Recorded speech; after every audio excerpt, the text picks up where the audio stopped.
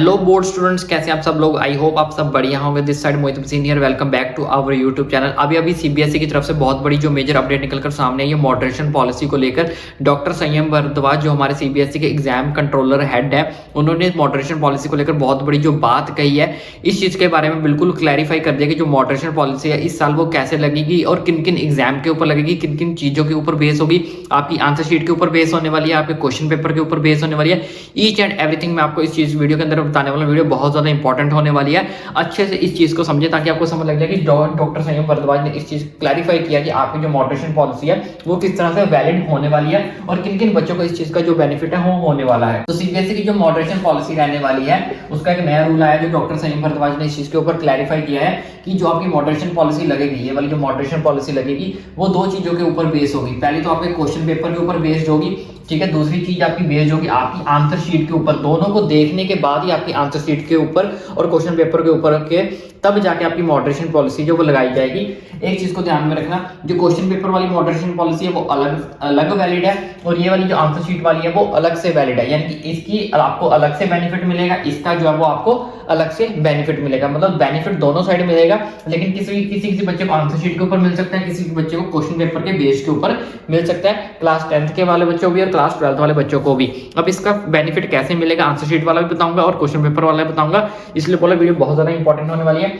उससे पहले लेकिन अगर अभी तक आपने हमारे चैनल को सब्सक्राइब नहीं किया, बस 2 सेकंड लगेंगे, फटाफट आप जाओ नीचे सब्सक्राइब का बटन दबा दो ताकि आने वाली सारी अपडेट्स आपका भाई इसी तरह से जल्द से जल्द आप तक पहुंचा सके। वो भी इंपॉर्टेंट वीडियो, क्योंकि टाइम वेस्ट मैं नहीं चाहता कि आपका भी हो और हम भी आपका टाइम वेस्ट करें, इसलिए फटाफट सब्सक्राइब कर दो।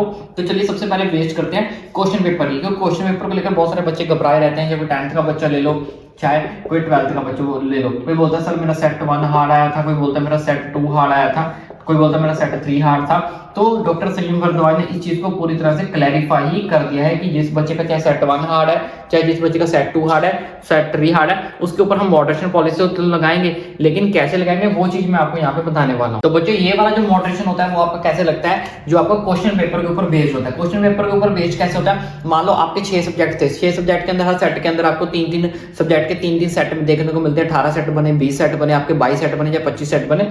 तो इस केस में क्या होगा, सीबीएसई के एग्जामिनर जो कंट्रोलर ने बोला कि हम सारे सेट को एक साथ रख लेते हैं। एक सेट सारे के सारे एक सेट साथ रखने से, जैसे सेट 1 भी रख लिया, सेट 2 भी रख लिया, सेट 3 भी रख लिया, सारे एग्जाम्स के सारे सेट्स को रख लेंगे। चाहे वो 18 सेट्स बने टोटल, आपके 22 बने, मान लो आपके 6 सब्जेक्ट हैं, ठीक है।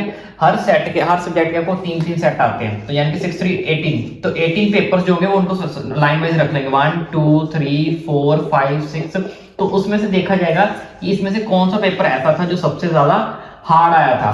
तो जो भी उसमें सेट सबसे हार्ड होगा, अगर मान लो 2 नंबर हार्ड था तो ये किसका हार्ड था, मान लो इंग्लिश का 2 नंबर हार्ड था, फिजिक्स का कौन सा हार्ड था, 4 नंबर हार्ड था। तो इस तरह से जितने भी आपके जो सेट हार्ड होंगे उनको उसमें से सेग्रीगेशन यानी कि सेपरेट कर लिया जाता है। तो इस हिसाब से जो आपकी मॉडरेशन पॉलिसी है जो वो उन हार्ड सेट्स के ऊपर जो है वो लगाई जाती है।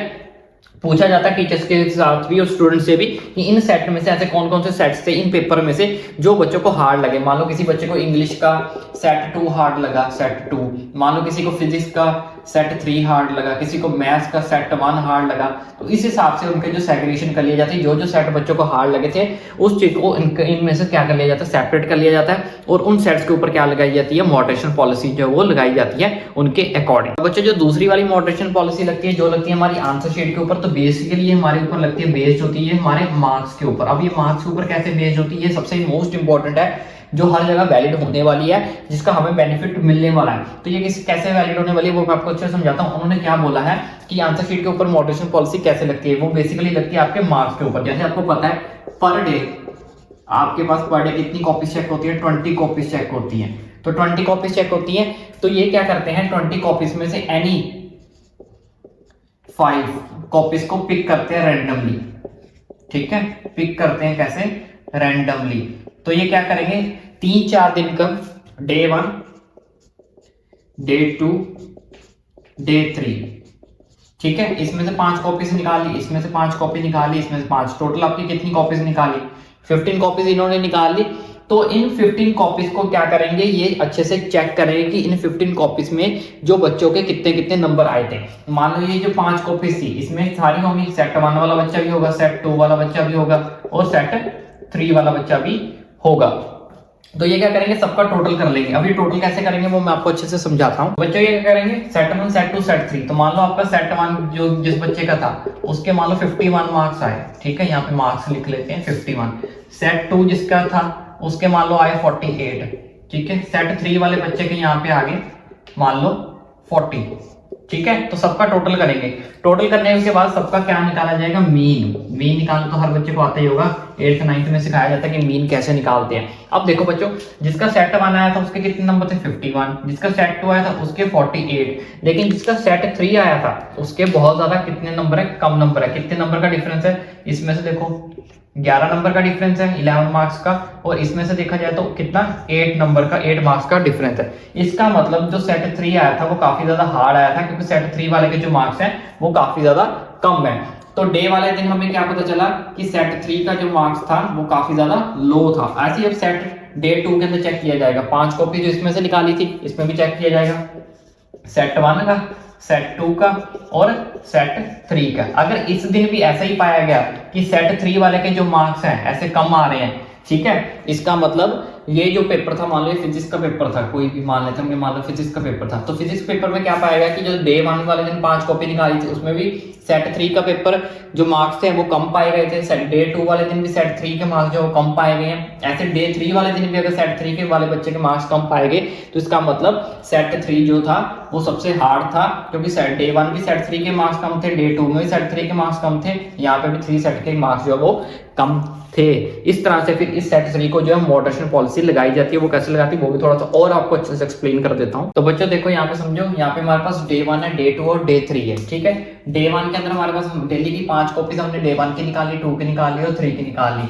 तो 3 दिन का हमने क्या देख लिया कि सेट 1 के अंदर 51 मार्क्स आए हैं बच्चे के, सेट 2 के कितने हैं 48 आए हैं, सेट 3 के 40 आए हैं, सेट 1 के 53 आए हैं और सेट 2 के 50 आए हैं। तो इनमें से अब आपको देखो ध्यान से, आपको क्या समझना कि सेट 1 क्या होता है 50 लाइन में ओके है, ये भी इसमें 3 नंबर का गैप है।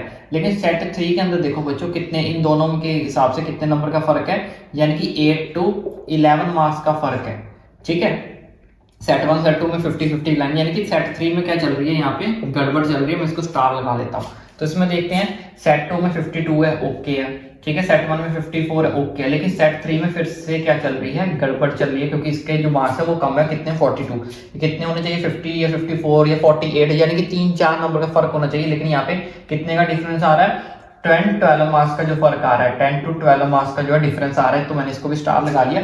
तो उसका मतलब सेट 3 के अंदर जो है वो गड़बड़ चल रही है, ठीक है। अगर आपको ऐसे नहीं पता चला तो आप सबका टोटल कर लो। टोटल करने के बाद यहाँ पे क्या करो, मीन निकाल लो। मीन कैसे निकालते हैं, सबका टोटल करो, 51 प्लस 48 प्लस 40 प्लस 53 प्लस 50, और कितने सब्जेक्ट से हमारे पास 5 कॉपीज थी, तो इसको 5 से क्या कर दो, डिवाइड कर दो। तो यहाँ पे मैं आपको बता देता हूँ कितने का मीन निकल कर आता है हमारे पास। तो यहाँ पे हम टोटल कर लेते हैं, 8 और 1 9, 9 और 3 12। तो यहाँ पे आएगा 2, 1 ऊपर चला गया, 5 1 6, 6 और 4 10, 10 4 14, 14 और 5 19, 19 और 5 24। तो यानी कि 24 आप इसको 5 से डिवाइड कर लो। तो 5 से डिवाइड करने पे हमारे पास आएगा 6, और यहाँ पे आ जाएगा 42, 20, 5 4 आएगा यहाँ पे 4, 5 4 20। तो यहाँ पे आ जाएगा 42, तो यानी कि 48.4, यानी कि हमारे पास मीन क्या निकला 48 पॉइंट। यानी कि हर बच्चे के जो है वो 48 या 47 या 49 मार्क्स जो है होने चाहिए। लेकिन इसमें बच्चे क्या है, इसके 51 है, ठीक है, अबव जा रहे हैं, 48 है मीन के अकॉर्डिंग, यानी कि इसके पास 1 नंबर एक्स्ट्रा है, 2 नंबर। लेकिन इसके पास कितने नंबर का फर्क है, 8 नंबर का फर्क है। इस सेट के पास कितने नंबर का फर्क है, इस सेट के पास 8 मार्क्स का फर्क है।